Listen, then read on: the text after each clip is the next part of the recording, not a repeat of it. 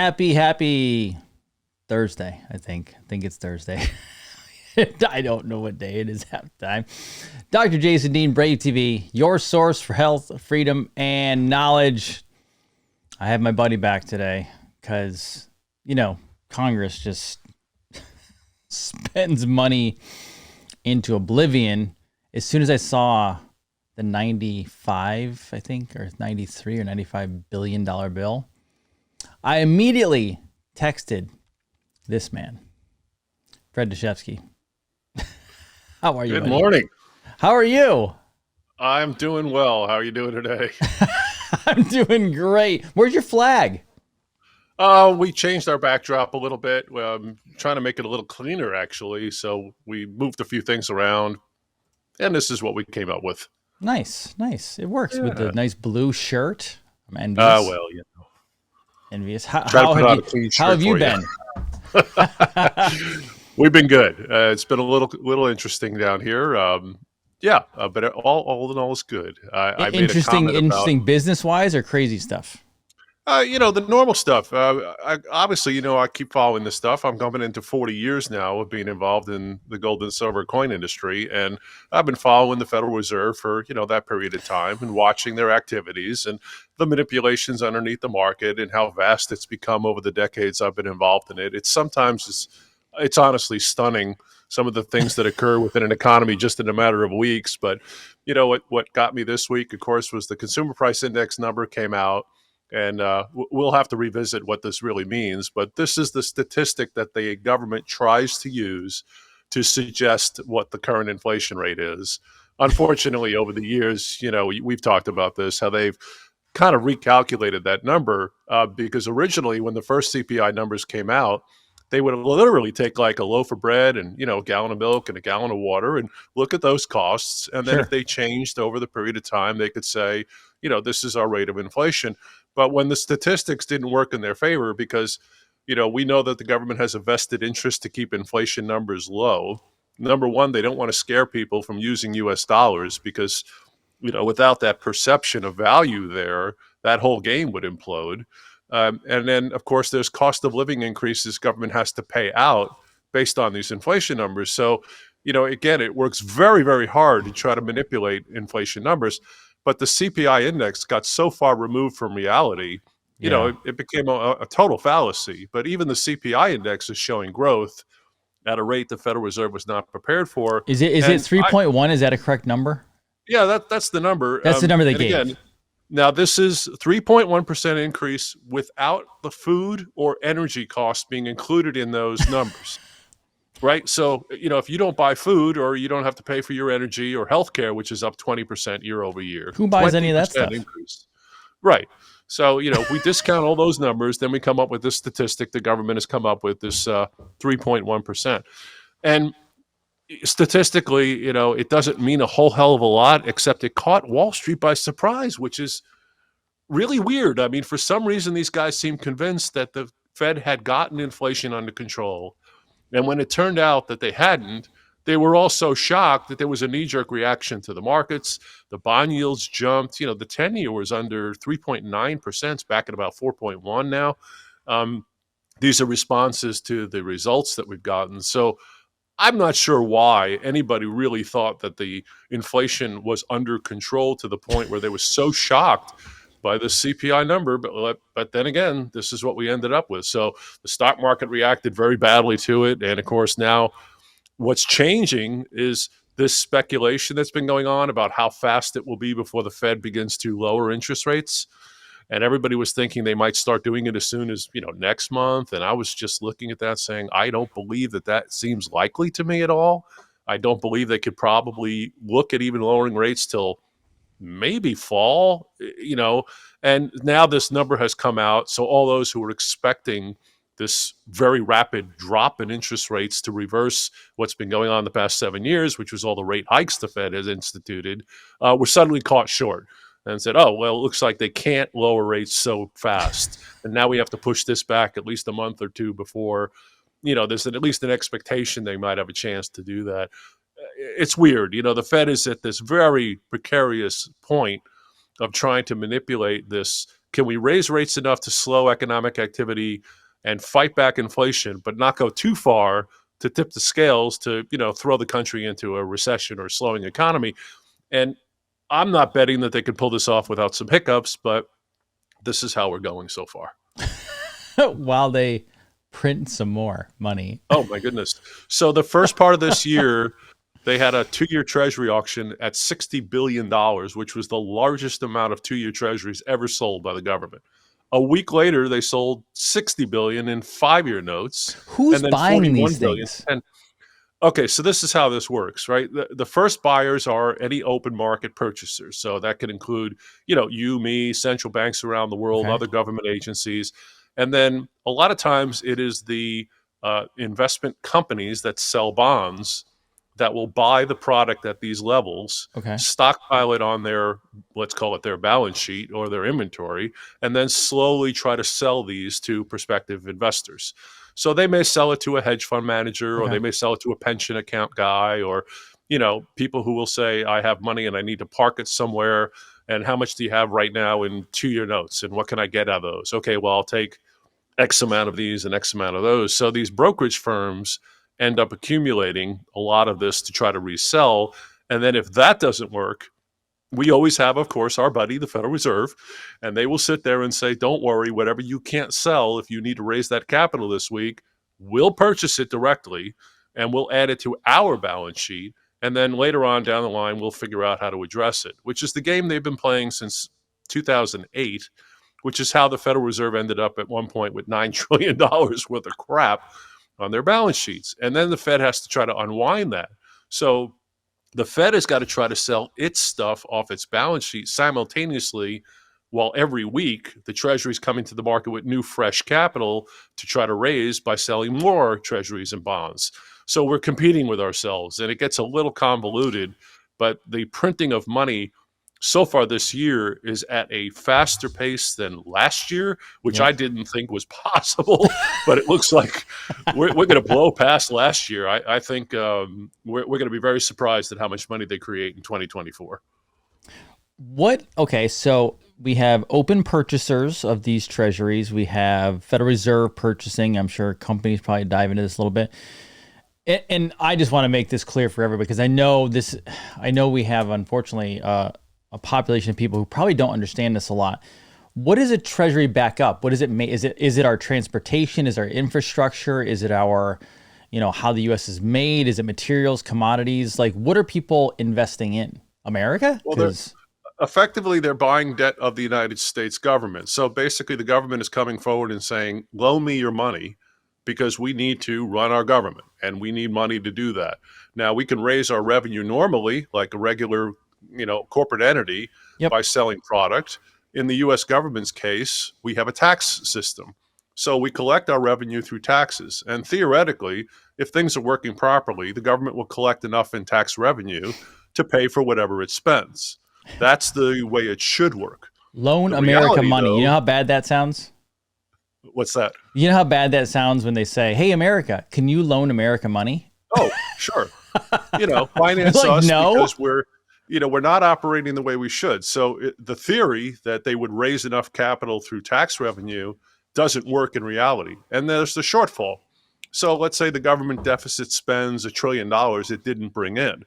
Well, it needs that money. It still has to pay those bills and finance whatever it's doing, those road projects and everything else the government does. Okay, so that also includes operations of the Department of Defense, all the military spending, interest on the current government debt, which, by the way, from January 1 last year to January 1 this year, went from $31.5 trillion to $34 trillion in a single year. And that is one of the largest increases in the debt load in the history of the United States. 31 to 34, you said? Sorry. 34 trillion is where we are right so now. about 3 trillion, just like... In a year. I mean, in the 1990s, the debt wasn't even $1 trillion total. Now we've raised it 3 trillion in just 1 year. So now we sit at 34 trillion in debt. And every time the government spends more money than it brings in, it somehow has to fill that gap. So it comes to the public and says, look, if you're willing to loan us some money, we'll pay you interest on that money that you loan us. That's right. And this will give us current money to finance our problem. And eventually, we hope to raise enough revenue to pay you back plus the interest that you're owed. That system has been faulty, but it has been operating for decades. And that's how the government gets away with spending money it doesn't bring in. I just, I'm just trying to be logical and critical thinker here, Fred, and none of this adds up because at the same time, all of what you're saying makes complete sense. I'm also understanding it better myself because I try to study it, but you know, it takes times over.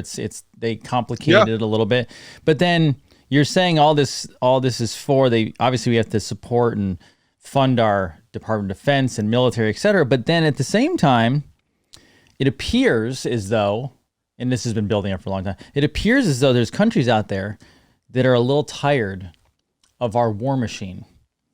And they have decided they no longer want to be part of the petrodollar that is all over the world because they're tired of being bombed. That seems like a problem for them with our economy now. Because if we're having to offer for sale these bonds that even other countries can get involved in, countries aren't going to buy it if they're tired of what it pays for, right?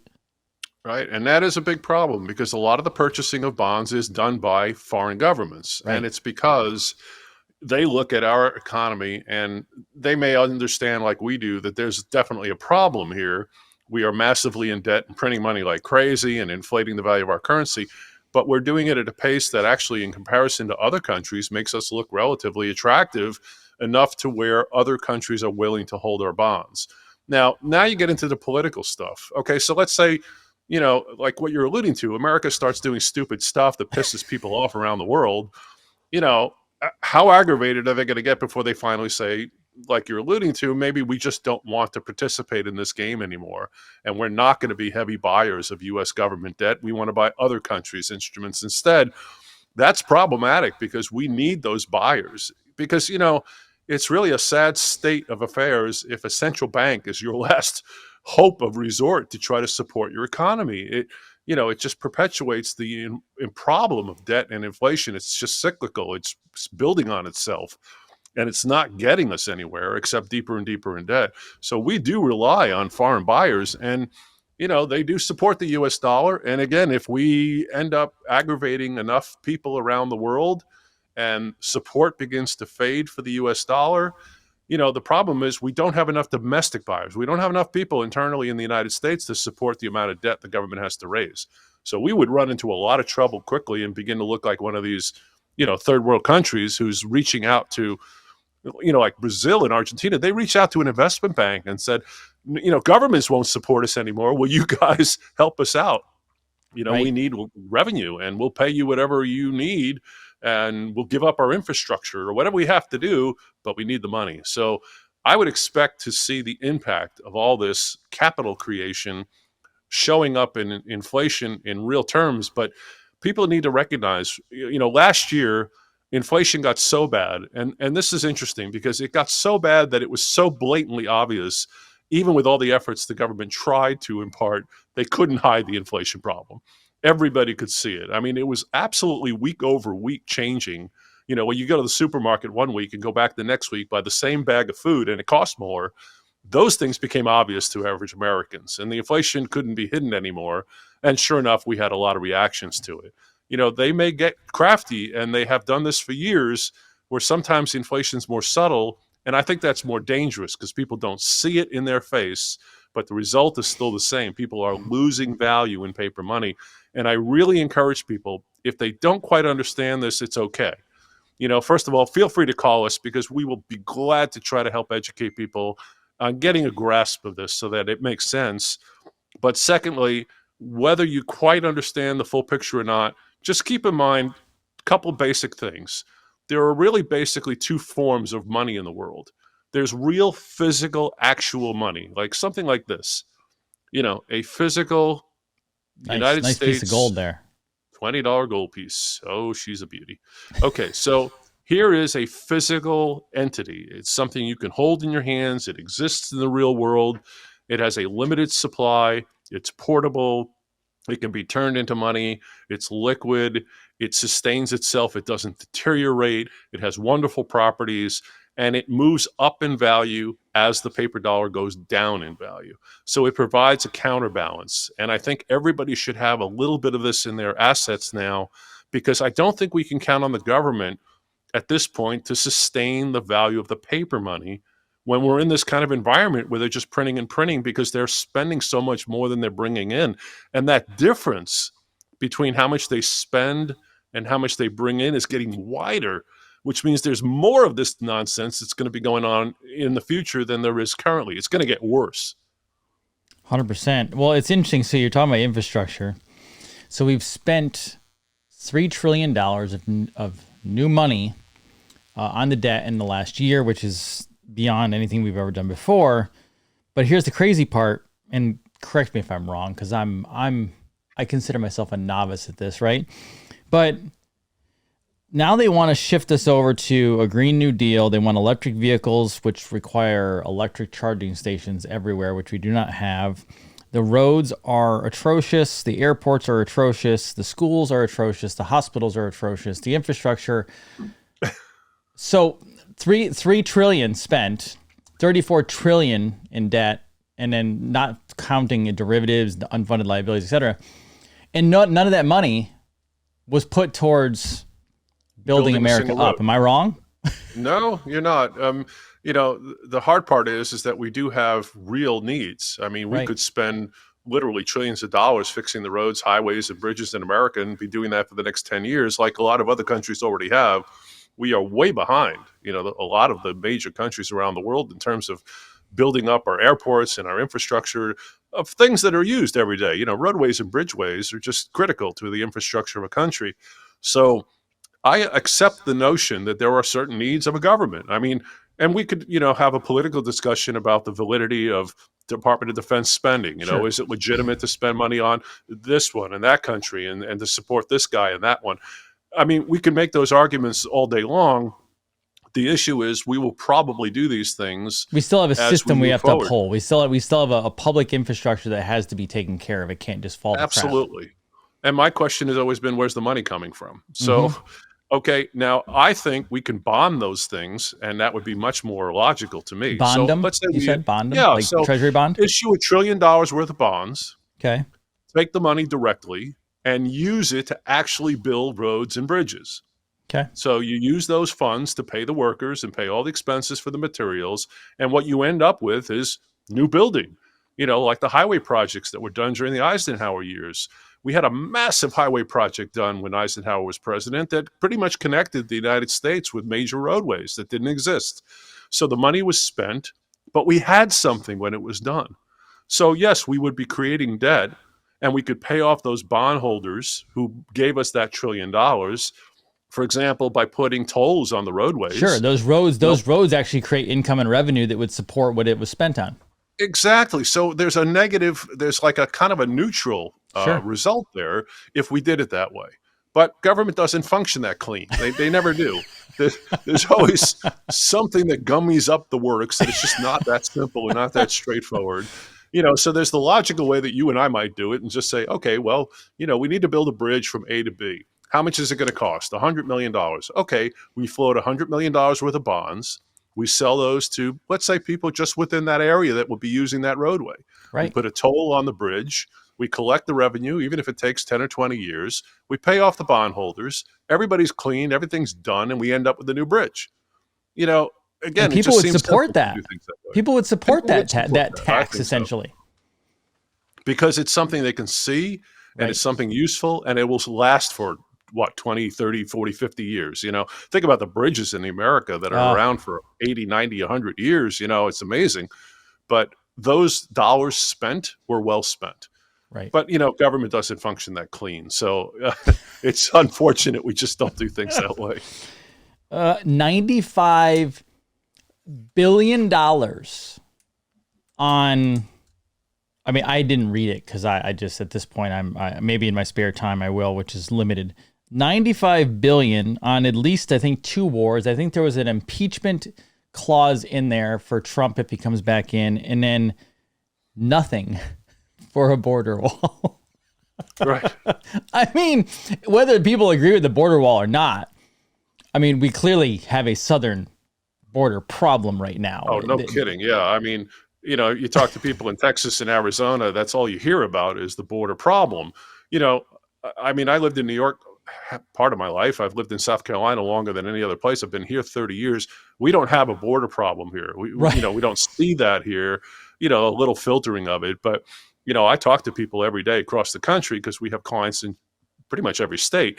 And, those people who are on the southern border states, they do experience this as a real problem. And it strains the resources of government and everybody complains about it. And I think it's a legitimate concern. Again, these are just things that are not done cleanly. And unfortunately, we have a habit in America lately of letting things get to the point of they become so huge as a problem that now they're become like, oh my goodness, we have to do something because now it's like critical mass. We're hitting that point where this thing is just terrible and now we have to address it. And by that point now, it's going to cost, 10 times as much as it would have had they addressed it earlier. But you've got political issues. And of course, now in an election year, you've got a real issue here with the Federal Reserve because some people are arguing that in theory, the Fed could use its ability to change interest rates to put a different president in power. Like let's say, for example, they decide they want Joe Biden as president.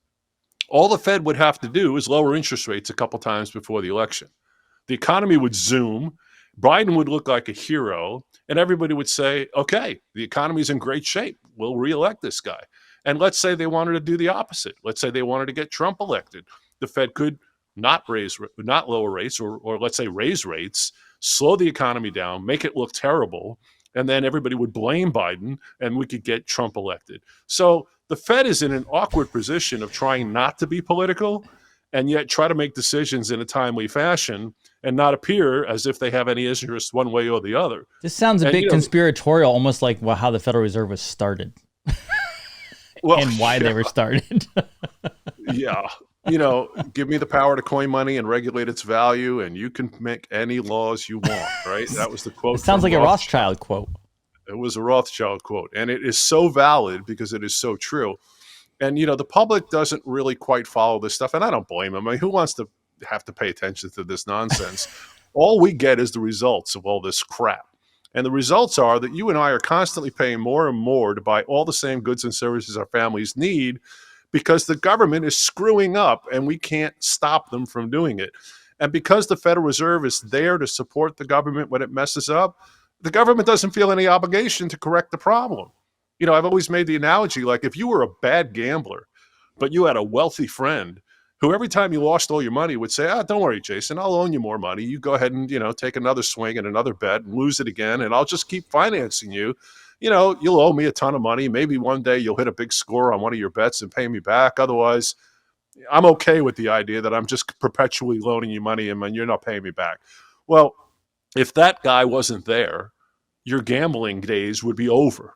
You'd run out of money, right? You're done. You've lost it. You don't have any more capital to make the next bet.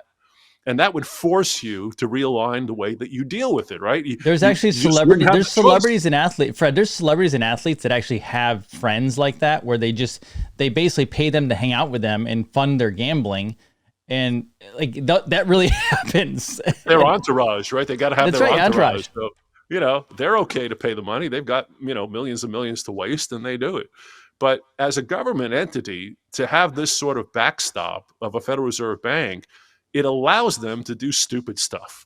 And I think if we took that control away and put that back in the hands of the public and or Congress, at least, we would be able to vote these guys out of office if they really didn't do a good job. But we don't have that ability with the central bank set up the way it is now, because the Federal Reserve is actually separate from being part of Congress.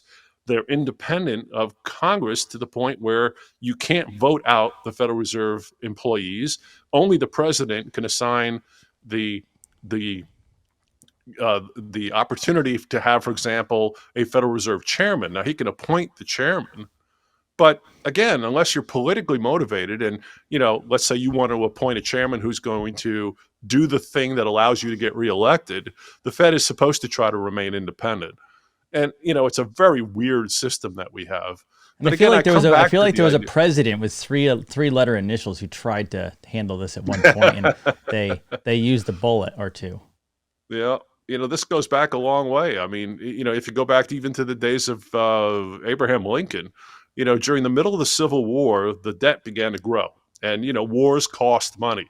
They cost a lot of money. We have paid trillions of dollars in funds since, the 90s and in all the wars that we've been fighting. And most of these were not supposed to cost more than $1 billion or $2 billion, but they ended up costing, 10, 100 times as much as the government anticipated. During Lincoln's administration, when the Civil War debts came up, he had a choice. And the choice was the bankers were offering financing, but they wanted insane interest on the money that they wanted to loan. And Lincoln responded by saying, well, what if I just demand from the United States Treasury that they issue money directly? That they just print capital, these greenback notes. We're going to create these things and issue them directly and put them into the economy, and we're going to pay the debt that way and cut the bankers right out of, we don't need you, right? Well, he didn't survive his presidency. Then he went to a show and he didn't come back from it. He went to the movies. Well, in those days, it was a play, yes. So, yeah, he went to a show and didn't come back. And, it's odd, but there is an interesting relationship between the number of presidents who've attempted to push back against the central banks and the number of presidents who've been assassinated. And, there's a line there that can be drawn, but, it's curious. That's to say the least. You wonder how conspiratorial you want to get. But when you start to see this every time somebody who tries to step up against this big, big monster of a system and doesn't survive his presidency, you begin to question the idea of, what's really going on behind the scenes. What? Now, here's the question. Okay. And I don't really fully grasp from a number standpoint how big this is. All I see is 34 trillion in debt, still going up higher and higher. Thomas Massey, he tweets out about this all the time, really, on like this number continuing to climb. But then I dive into I think a pet peeve of mine, maybe because I'm a business owner, just like you are, these unfunded liabilities of Social Security, Medicare, Medicaid, things like that, stuff that's literally, the money's gone. I mean, it's not there anymore, and we're still paying into it. And then you have derivatives. So the way it works, obviously, we're talking about treasury bonds and investing into our nation, but then obviously COVID happens and they dump more money into people's hands. They're just printing. Are we, this is how I feel, but again, I am not a historian and I'm not an everyday economic person like you are and other people are out there. To me, this should like come to a halt tomorrow, not because we want it to, but why is the economy not literally falling apart? Why are we not de-dollarized already? What continues to hold this together after 95 billion more is spent? And quite honestly, the majority of America, I mean, by the numbers, is conservative-ish. We're still a conservative nation who wants the money spent properly. Yeah, I'd agree with that. Right. I mean, there's cities obviously that have tons of people, but typically the cities are not high economic boom areas. The people who have the money, the business owners that are typically in the country, rural areas, suburbia, et cetera. Why has this not collapsed in on us? And when would it collapse in on us at some point? Because countries have to be tired of this. Well, you would think so. I think there's two basic reasons why it hasn't collapsed. The first one is that there is a shared psychology that we all have to accept. I used to make the analogy, I've said it several times, about the fable of the emperor who has no clothes, right? Yes. So we all buy into the premise that the emperor was well dressed. And, the fable is that the dressmaker is supposed to make the king this wonderful new gown outfit for his presentation, and he can't come up with anything. So he pretends that he has made this incredible outfit for the king. It's a great story. The man's standing there naked. Okay. So, the king marches out into the public and he's showing off this because he's bought into the premise, and everybody in the crowd is bought into it. Nobody is saying the obvious, that the man's standing there butt naked. And they're all accepting this notion together until some kid stands up and says, hey, he's naked. He's naked. And then everybody wakes up, right? So there's this shared psychology. And around the world, we all sort of accept the idea that we are all going to play this game, that you and I are going to accept the notion that these paper notes that we're floating around actually have value. So I could raise the question, why does that $20 bill you have in your pocket have any value at all? Why does anybody ever accepted as having any kind of purchasing power. You go to a supermarket, you go to a store, they take that capital. Why?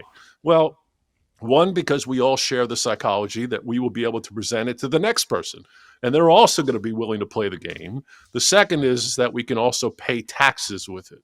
So in the end, we know there's an end user, and that's the U.S. Correct. government. They'll take the money.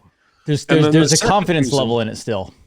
Well, that's it. Now, the second reason beyond the shared psychology, if you will, is the fact, again, as I mentioned, as weird as this may sound, we still look better than the way most other countries operate, It's to true. the point where by default, there's almost nowhere else to go. People are making money. There's lots of revenue being generated, and it has to go somewhere.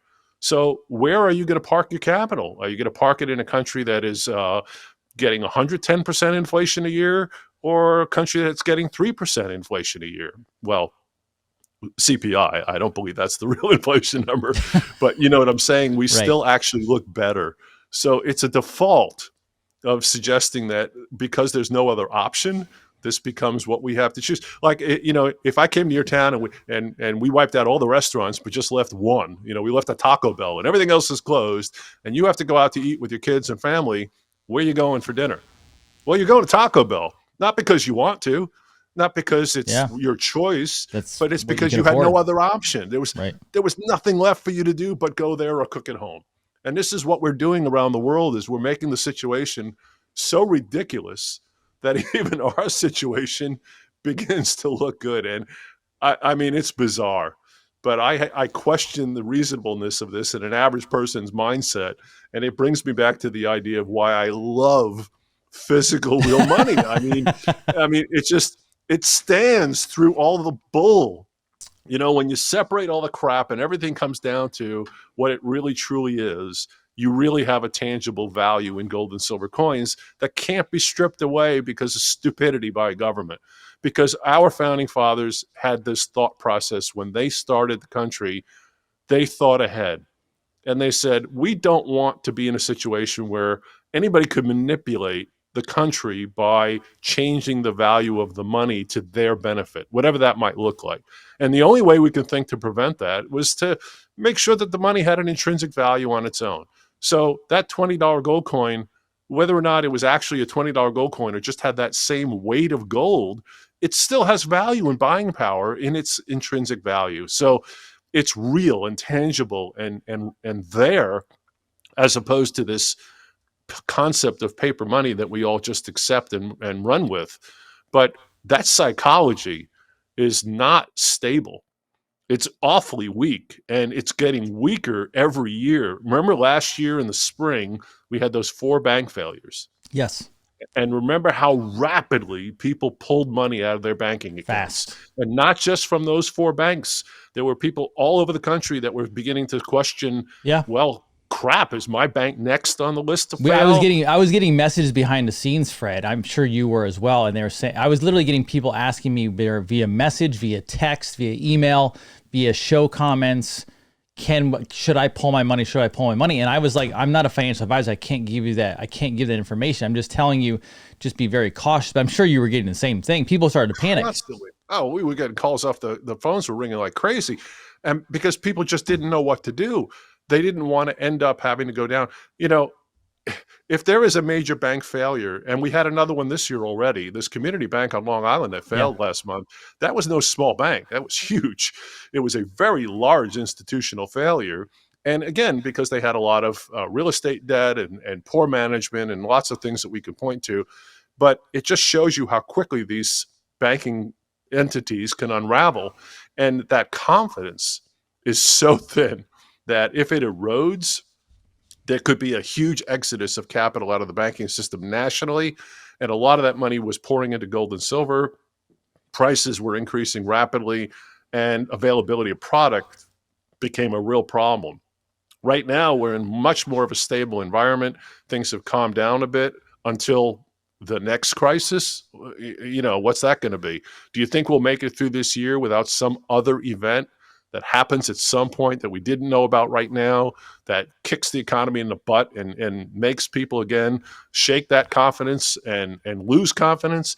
I would rather have my gold and silver coins in my possession a year before that happens than a day after trying to scramble like everybody else. Because I'll tell you something, if there's a serious crack in the confidence overnight, we could lose access to the gold and silver coins we're providing now so rapidly that the only people that would ever be able to get a hold of it would be the ultra wealthy. The average Wow. Americans would never have a shot because our industry just doesn't have enough product There's to just fill not the enough. demand. I mean, not enough, not even close. Because again, we haven't minted a $20 gold coin or any gold coin as currency since 1933. What? Right? We haven't made a gold coin for I didn't currency know since that. 1933. Sure you did. No, I don't. You probably told me, and I just didn't. I don't recall it. Like, Okay. So yeah, the last gold coin minted as currency was the St. Gaudens. That was this guy. And the production of these ended in 1933. That was the last time the U.S. government minted a gold coin to be used as money. And it didn't mint another gold coin again until the 1980s when it started making gold bullion coins, the American Eagles, right? which are different than the original gold coins in that they're regulated and they come with government regulations that the original coins don't, and they're continually being minted. But these original ones, so we haven't minted them since 33. And again, there was a gold recall in 1933 that melted what they estimate to be about 90% of the ones they minted. So everything up to 33 that did not get melted is the only amount of these things that have survived and will only be available, for those people that have them going forward. We'll never have another one. And the silver coins, 1964. We ended the production of silver coins. So that one I knew. We'll I just never didn't know be the able to gold make one. another dime or a quarter or a 50-cent piece. So whatever's out there, that's it. That supply will be chewed up in a heartbeat. If there's any kind of national exodus from the banking system, it'll wipe out the supplies overnight. So I do encourage people to get physical delivery and possession of some gold and silver coins and just have that wealth protection. I think it adds a lot of comfort and confidence to an average person. And again, for those that are having a little trouble getting their head wrapped around this stuff, we have a terrific staff of people here who've been well educated, and everybody who's working with us now has been with us for decades. They are well educated and can help explain the basics so that people can have a good chance of understanding.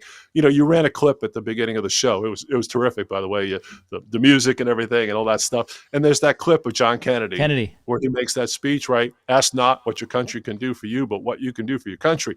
So I would say this to the general public: do not count on your government to protect your wealth by not creating more capital than it's bringing in and subsequently inflating the value of its money.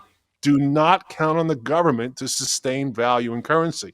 They are horrible at it. And they have learned, like a child, that they can get away with this crap because, again, every time they screw up, the Federal Reserve simply sits behind them and says, don't worry, we'll bail you out. We got you covered, buddy. To the detriment of everybody else, the government runs and runs and runs and runs. And this is why I never get too excited about a political year. I've been through too many of them, and nothing ever changes.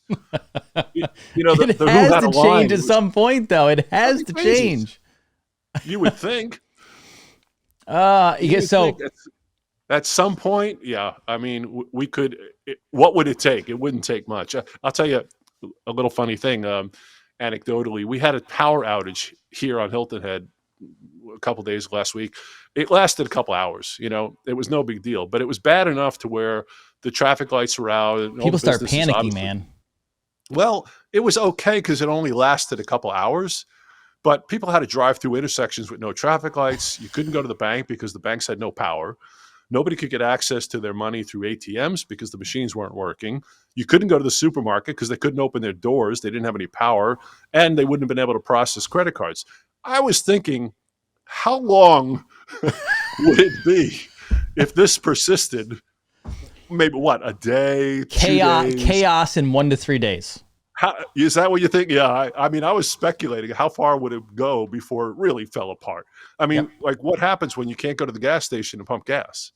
You can't get gasoline for your car, so you can't go anywhere. You can't buy any food. How long would it be before this island just went nuts because there was no power? Well, now imagine that on a national scale. I mean, this could be horrific, and this could happen. We have power grid issues, and then there's also speculation of, what if somebody does this on purpose? There are terrorist acts that people concern themselves with about the power grid and the national structure of things. And if any of these things get interrupted, if I had some gold and silver coins in my possession, I could take a handful of silver dimes and quarters and at least negotiate with people to buy some basic goods and services if everything completely, collapsed. I don't anticipate that really to be the way we will experience the world, but the closer we get to that, the more potential problems. So I know you asked this a lot, and I know you're really worried about this. Like, does the game come to an end? It could, and there are a lot of reasons why it could. I don't want it to come to an end. Well, nobody does. It would just be anarchy. But I want a shock put into the system is what I'm looking for. Yeah. Because like the last time we talked off camera, we talked a little bit about some of the conspiracies. I know you know about the Federal Reserve. I'm a Ron Paul guy, etc. And so, I want the system to flip over to a better system. I want to go back to a gold standard. If we were to do that. But I don't personally believe that America will ever learn until there's a shock to the system, like waking up and, oh crap, there's no money in the bank, right? Not that I want that, I don't. But America is fat and comfortable, Fred. Again, I will point out how quickly people's confidence was eroded just last spring when 4 banks failed. True. Right? That shocked people enough to where, like you said, people were calling like crazy. What do I do? Do I take my money out of the bank? So if people had confidence in the banking system or the government, they would have dismissed those bank failures as just the course of doing business. But no, people are beginning to get worried about this stuff because there are more things lining up all the time that are making people scratch their heads. Like, how long can we perpetrate this dollar that is unbacked around the world, and how long will people accept it? Especially since, we've talked about this a bit. We force feed the dollar. It's not like people just do it willingly. We use political pressures and military pressure and all sorts of, right? We do whatever is necessary to perpetrate the demand for the U.S. dollar around the world. And I think we will continue to do that, which is why I don't think it's going to fade away too quickly or overnight, because it would have to mean we would unravel all those things we've done for the past decades. And I can't see that happening quickly. So I went into the store the other day. And all I was doing was getting a Valentine's card. Now, I despise Valentine's Day, but I'm also not a stupid husband. So I went and got a Valentine's card, and I didn't think anything of it because it's just a card. I can afford a card, right? But I go to get a card, not even the old school regular size cards, Fred. It's a smaller card. I'm like, oh, this is cute, right? I go up, just one thing, scan it through the self-checkout. $7.48 for a card the third. And I was like, and I obviously I swiped the card, and in my head I'm going, did I just pay $7.48 for a piece of paper with some color on it and an envelope? And obviously, as a business owner, our prices go up, so we had to raise prices. So it's not like we're being 100% affected and we can't afford it. But I'm like, this is lunacy. $7.48 for, Fred. What inflation? There's no inflation.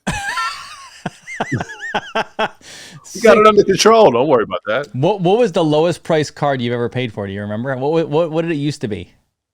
25, 35 cents. Was it? Really? Yeah. 25, and 35. It wasn't that long ago.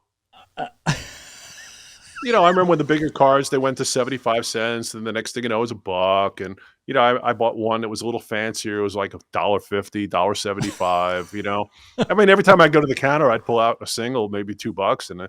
And then last time I had the same thing. It was like $3.50 for the little crappy card that I bought. I'm like, really? I know. I didn't. Okay. And I don't even look at it because, you go up, you're like, it's a card. Like, obviously, I can afford a card, right? So you just go pick the card up. The shock wasn't until when I rang it up. So if you're seeing it at that level as a consumer buying something physical, remember that's almost the end result of what's happened months and months before. So the lag time is a problem. And this is where I think we may go through 2024. If it's not directly obvious at consumer levels, that doesn't mean inflation has been resolved. So I have 2 odd questions for you. Ready? Yeah. The first one is, this is slightly conspiratorial, but I've found evidence for it. So I'm just curious, not if it's true or not, but if it is true. could this change the whole game? And the conspiratorial, I call it conspiratorial, but there's actually evidence out there. There's old papers on it, like actual newspapers on it, etc., that there are vast amounts of gold artifacts, gold, even Egyptian gold, in the Grand Canyon and underneath the national parks. If there were vast amounts of gold that we did not know about, does that change the whole game potentially from a gold standard standpoint? Well, it changes that in sense of you can create wealth in several different ways. You can manufacture it, you can mine it, or you can print it. Right. So now if you mine for new products, so you find new gold reserves, that would definitely benefit the country because it would be adding value without adding cost. I mean, obviously there's an expense to mine it and all that refining, but you're bringing up product that didn't previously exist. It's like if you stuck a shovel in your backyard and you hit iron ore, you could turn that into something and create a shovel with it yourself and sell the shovel. Same with untapping oil, I would assume. Absolutely. So any new reserves that we find of any kind of commodity that's valuable, huge benefit to the United States. Now, whether or not that would allow us to get on a gold standard because we have this new supply is still questionable, because it still would mean that we're locking the government into sustaining value now based on a standard that would not allow them to print more money than they had the gold reserve. And unless this gold reserve was in the trillions and trillions of dollars, it's going to be really hard for the government to sustain a gold standard. It's putting a constraint on them I don't believe they can manage. We don't have a tools problem. We have an ethics problem. Absolutely. And again, I think the problem goes back to that analogy we made of the gambler and his buddy. As long as that's still the case, the buddy's still there with capital to loan, what's the incentive of the gambler to stop trying? So unless we constrain the U.S. government somehow, what's to stop them from deficit spending? Because they don't take the impact of what they do. They don't feel it. They don't get to have to deal with anything as a result.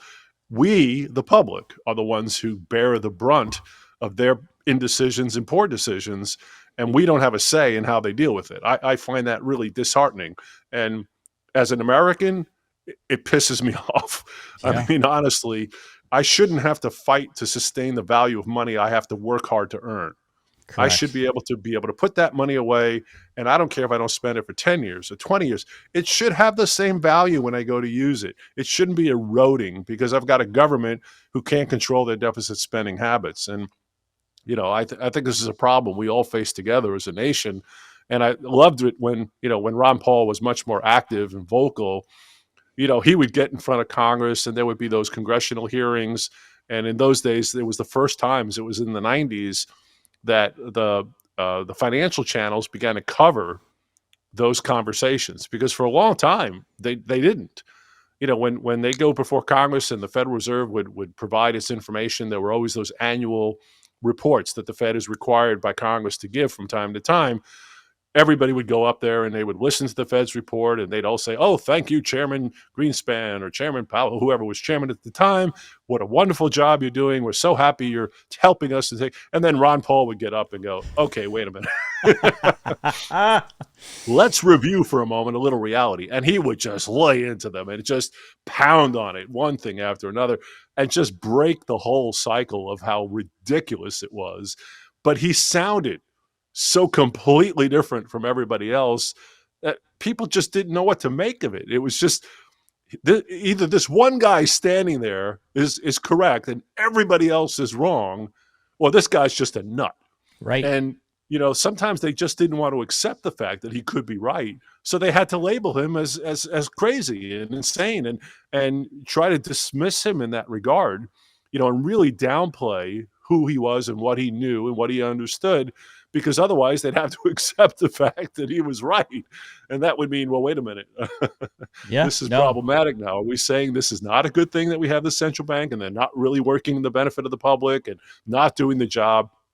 I love the fact that the original bank charters in the U.S., the first central banks we had in the way that they operated, were, first of all, they were government controlled. It wasn't a private entity. It was controlled by the government. And they only got existence of 20 years at a time. So they were granted, they called it Oh, a charter, and the yep. bank got granted a government charter to exist. So we authorize your right to live, but you get 20 years. And if you can prove you're doing a good job, fine, we'll stamp your charter again for the next 20 years and renew it. But if you're doing a crappy job, guess what? We're throwing your butt out of here and we're going to replace you with somebody we like better. And every 20 years, we'd have a review. We don't have that opportunity anymore because the current central bank system doesn't allow us to change out the Federal Reserve. All that we can do is, again, a president can name a Federal Reserve chairman. But people have to remember, and again, I don't want to get too inside baseball here, but there is the Federal Reserve banks. Those are the guys that have the money, right? That's where the money really exists. Then there's the Federal Reserve Board. And the board chairman appointed by Congress and the 12 regional managers, those are the guys that we hear on TV all the time. So those are entities that are part of Congress and directed to by Congress to present from time to time information on what's happening in the economy. But again, they're different from the bank itself. So we have no control over the bank. And that system is what's created the biggest problem that we experience right now is a private central bank, not a government-owned central bank. If we're going to have a central bank, which I could argue is reasonable, a backstop for a U.S. government or any government to have a central bank, fine. I mean, and a little bit of float of capital, like creating a little inflation from time to time, again, to do things like what we talked about, like road infrastructure and things like that, I don't think anybody would have a problem with that. But unfortunately, that's not how we operate in the current world. So, I was one of those people that thought Ron Paul was the crazy guy. I wrote him off back in 2005 or maybe somewhere in there. And then I turned around and I was like, oh my God, he's the one he's one of the only ones telling the actual truth. And my whole world flipped upside down at that point. I was like, I went from Republican war hawk to end all this insanity right now. Before I let you go, is it possible that the BRICS situation forces us to change in America soon? Oh, absolutely possible. Because here's where we are, right? We have a US dollar that is supported around the world by countries, foreign governments, foreign central banks. And again, as we've talked about a little bit, a lot of that is force-fed. They're not doing this out of love of America. They're doing it because they really have no other choice, or because we provide them with military assistance and they feel obligated to do that. The BRICS is sort of an interesting prospect of what happens when you weaponize the US dollar. So if we start using it as a weapon, like we did, for example, with Russia and Putin, we wiped him out of the world's SWIFT banking system, Right. blocked him out, which meant it's the easy way of transferring money around the world between banks is through this SWIFT system. If you're locked out of it, it's kind of like a credit card company saying you can't use your card anymore. You just can't work within our system anymore. So we use that dollar as a lever to try to move forward on a political agenda. And when people around the world saw that, a lot of these BRICS nations said, well, hell, we don't want to be the next guy on that list. What if the U.S. gets pissed at us and then starts to try to use the dollar against us? Right. What avenue do we have to protect ourselves? So we're going to step back and say, okay, what if we don't use the dollar?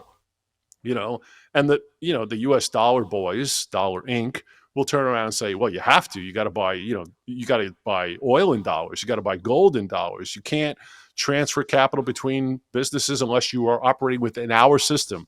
And we control it and we dictate the rules. If you don't like it, step outside and see how well you can survive.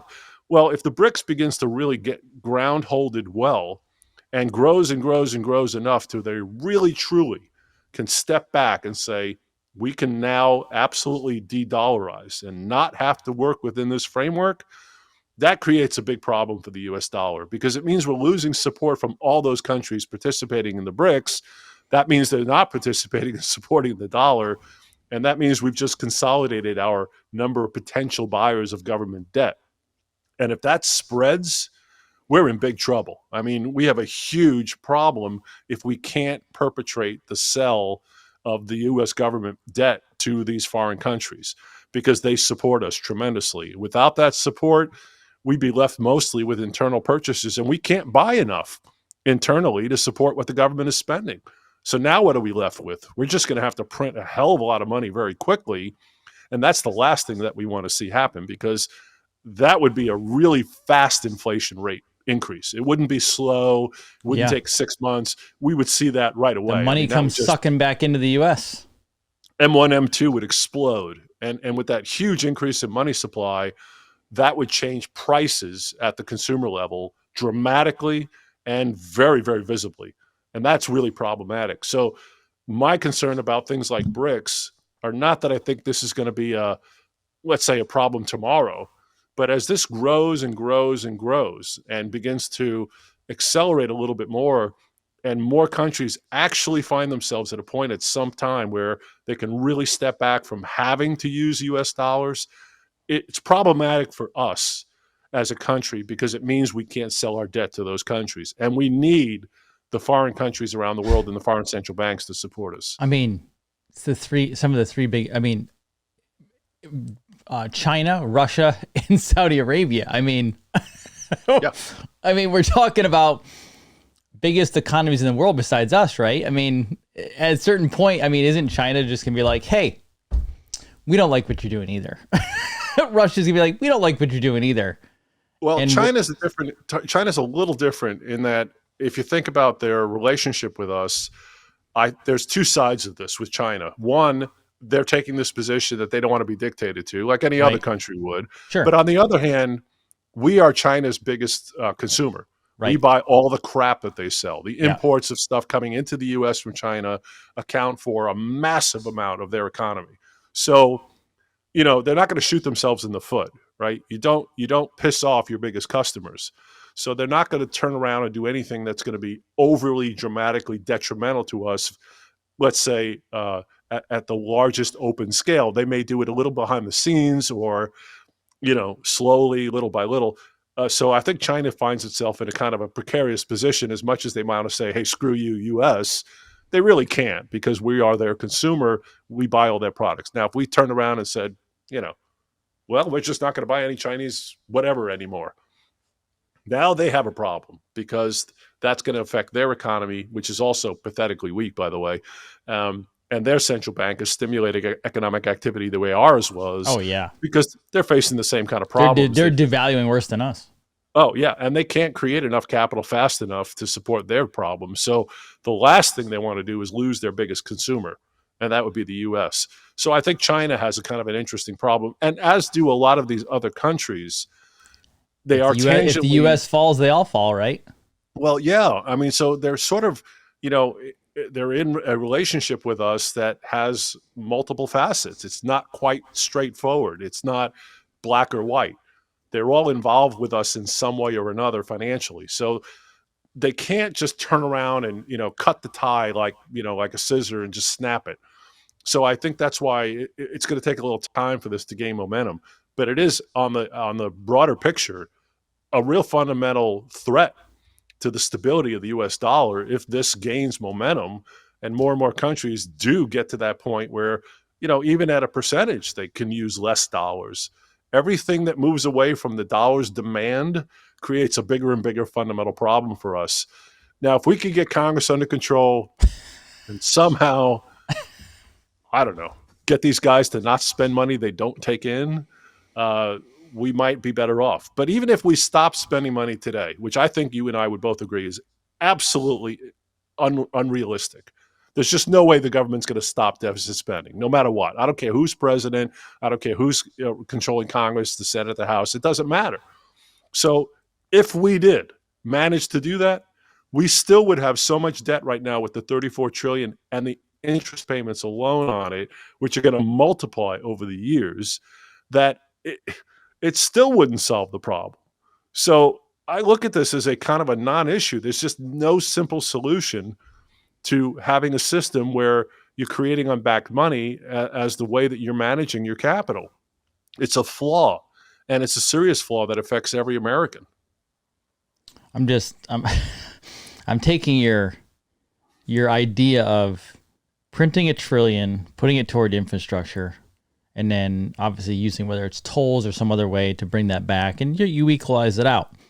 Yeah, But then I float a look bond, at not print the money, but float a bond. float a bond, yeah. But then and then I go, how the hell do you get around 34 trillion and then another 300 trillion, whatever it is, in unfunded liabilities? And I'm like, You can't ignore the fact it's like sitting down with your family. It's like you're sitting down with your family and you're like, these numbers literally just don't work. You can't fix this. It's a bankruptcy situation. You know what I mean? Yep. It's just a question of it will be slow and over time as opposed to, a falling off the cliff kind of thing, which is the last thing we want to see. I've always said after 40 years of looking at this, I go back and forth in my head between this. I hear this screaming in my head going, holy crap, we're 34 trillion in debt. Like, this is insane. We're going to collapse in a heartbeat and everything's going to come to a screeching halt and we're going to have anarchy.